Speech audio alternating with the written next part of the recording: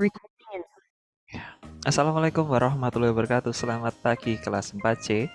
Bagaimana kabarnya hari ini? Semuanya sehat? Semuanya sudah siap mengikuti pembelajaran kita kali ini? Ya, pada kesempatan kali ini kita akan belajar tentang materi IPA yang ada di tema 5 subtema 2. Oke, tapi sebelum itu marilah kita berdoa terlebih dahulu. Berdoa menurut agama dan kepercayaan masing-masing. Berdoa dimulai.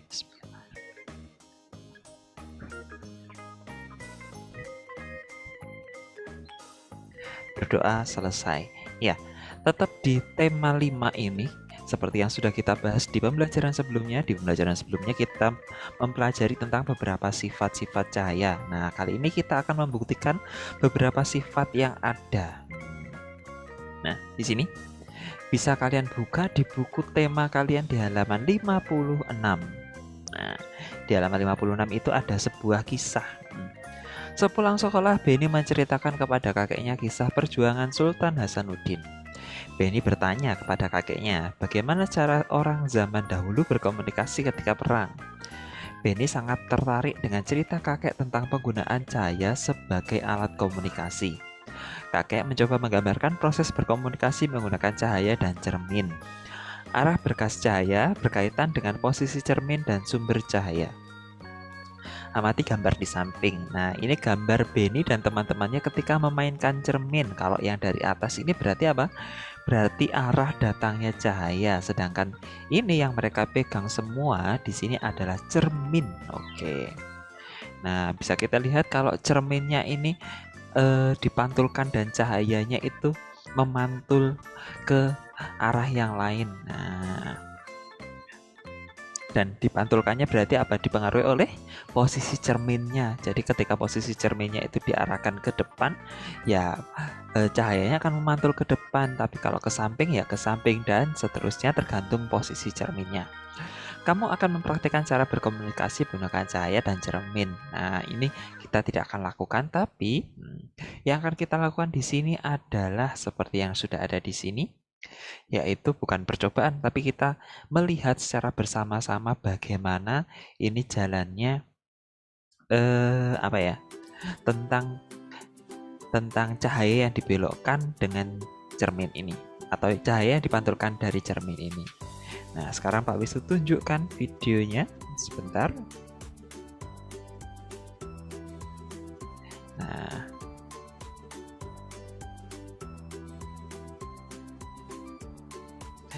oke, sebentar.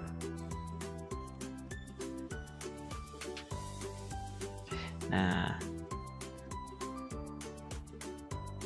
ini adalah sebuah video yang menampilkan kira-kira bagaimana proses perpindahan cahaya atau pemantulan cahaya yang terjadi.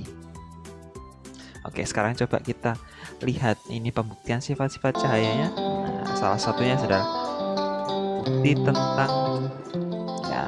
bukti tentang pemantulan oleh cermin. Nah, ini yang dilakukan. Dia menggunakan cermin datar ditaruh di sini.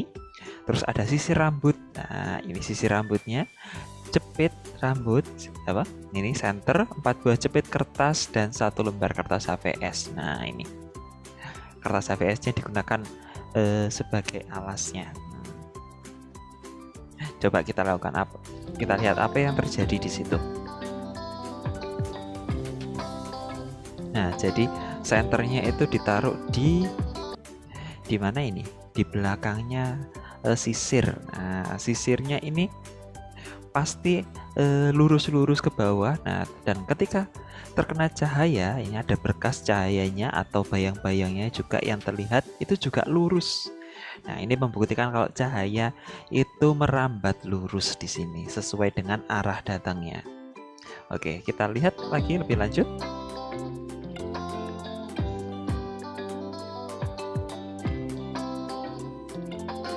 Nah, ini bisa kita lihat ketika cahaya dari lampu yang ada di ruangan itu dimatikan, yang terjadi cahaya dari senter ini semakin terlihat. Nah, dan dia mengenai cermin, kemudian apa yang terjadi ini? Nah, dia memantul. Coba ketika dipindah-pindah atau digeser-geser juga akan terlihat bagaimana proses pemantulannya itu semakin terlihat. Nah, Nah, bisa kita lihat di sini ketika arahnya itu lurus ke sana. Nah, dari sini lurus. Nah, di sini dipantulkan ke sini. Seperti itu. Jadi kita bisa melihat di sini berkas cahayanya itu dia memantul, benar-benar memantul. Nah, kita lihat ketika digeser, berkas cahayanya juga akan bergeser di situ. Nah, kita lihat.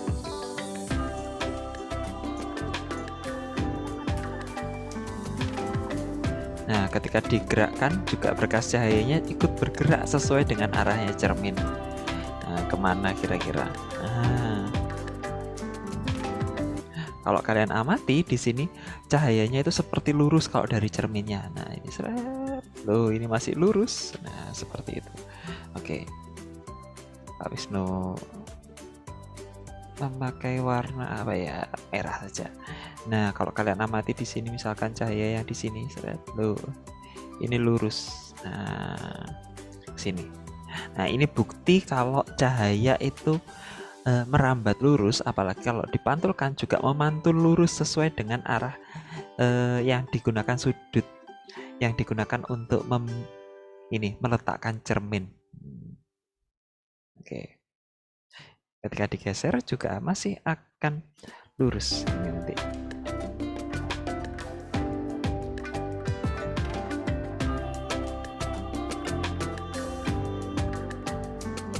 Nah, ini sinar datang, ini sudut pantul. Nah, kalau kita lihat lebih lanjut di sini, sudut pantulnya kan di sini, ini sinar datanya di sini, sudut pantul di sini. Nah, kalau kita tarik juga ke sini, nah, ini merupakan pencerminannya. Nah, ini hasil pencerminan. Jadi, cahaya yang ini itu sama dengan cahaya yang ada di sini. Oke, seperti ini. Nah, ini pemantulan cahaya menggunakan cermin. Oke, sekarang bisa kita lanjutkan lagi. Bagaimana apa yang terjadi kemudian? Nah, ini sudut-sudutnya. Nah, kalian nanti suatu saat ketika belajar akan mempelajari tentang sudut-sudut seperti ini, tapi bukan di kelas 4. Di kelas 4 kita hanya mempelajari tentang itu tadi yang kita pelajari tentang kalau cermin itu memantulkan cahaya. Nah, oke. Jadi itu yang kita pelajari tentang pencerminan atau tentang cermin yang memantulkan cahaya. Oke, sekarang kita lanjutkan lagi. Jadi untuk kegiatan percobaan yang cermin ini tidak kita lakukan. Dan Pak Wisnu hanya menunjukkan saja kalau cermin itu ternyata mampu untuk memantulkan cahaya dan pemantulannya itu tegak lurus atau merambat lurus. Nah, sekarang kita akan mengamati tentang pembuatan loop atau kaca pembesar sederhana. Nah, ini juga Pak Wisnu sudah siapkan videonya. Oke. Bisa kalian amati di sini.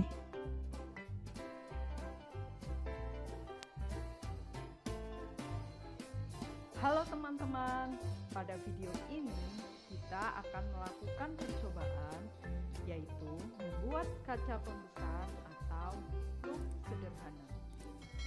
Alat dan bahan yang kita persiapkan adalah kantong plastik bening, air, karet, dan kertas dengan tulisan yang kecil.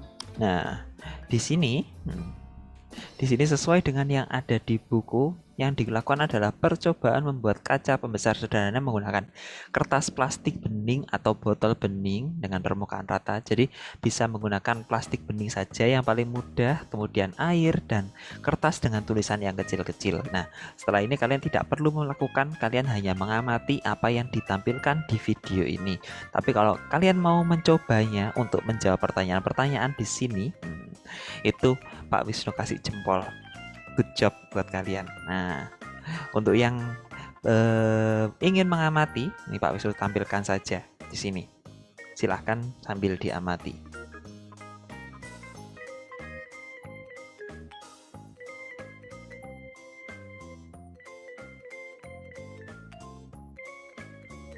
Oke, Pak Wisnu siapkan dulu biar mudah. Nah, kita amati Sekarang bersama-sama. Kita langsung ke langkah-langkahnya. Pertama, isi kantong plastik dengan air. Nah, seperti itu, isi kantong plastik dengan air. Langkah pertama yaitu dengan menuangkan airnya ini ke dalam kantong. Nah,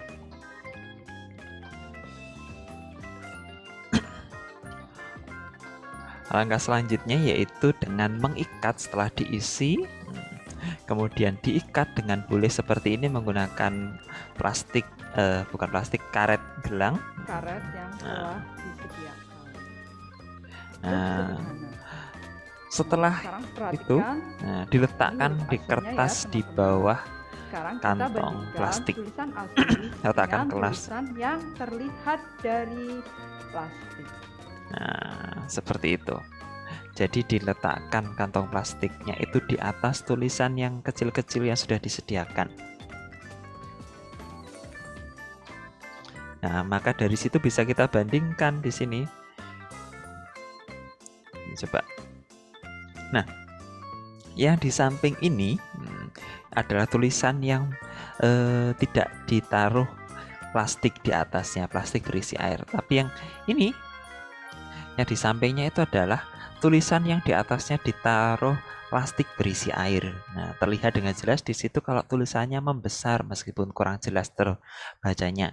Nah, kalau setelah ini kalian mau untuk mempraktekkan, pasti akan mendapatkan pengalaman yang lebih berharga lagi, pengalaman yang lebih nyata bagaimana tulisan ini bisa membesar ketika diberi air.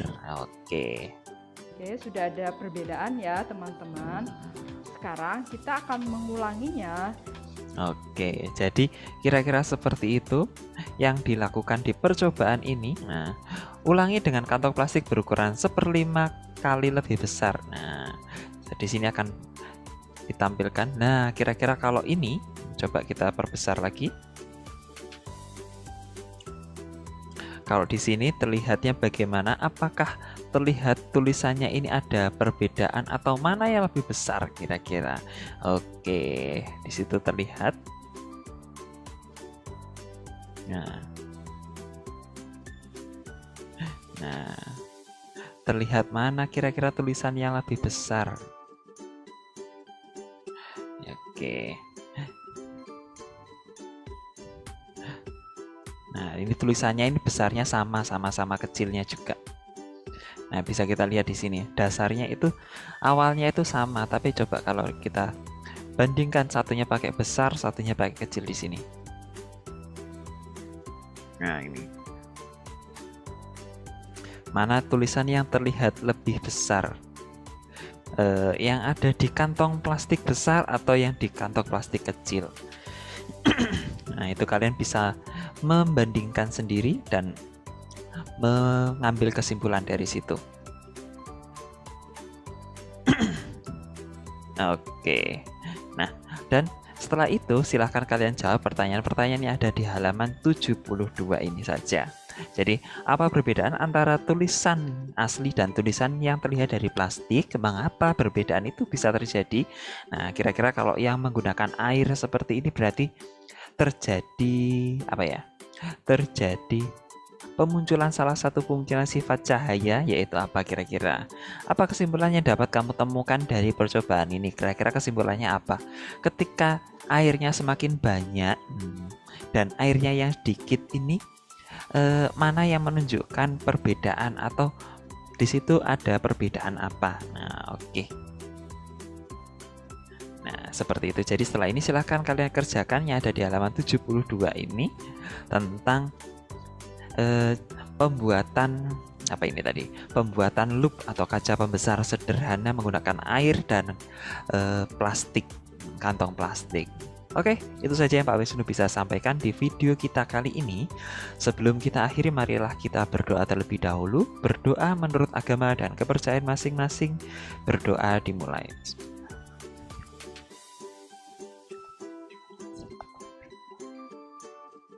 Berdoa selesai, tetap semangat belajarnya di rumah, patuhi protokol kesehatan, dan wassalamualaikum warahmatullahi wabarakatuh. Selamat pagi, selamat beraktivitas semuanya. Dadah.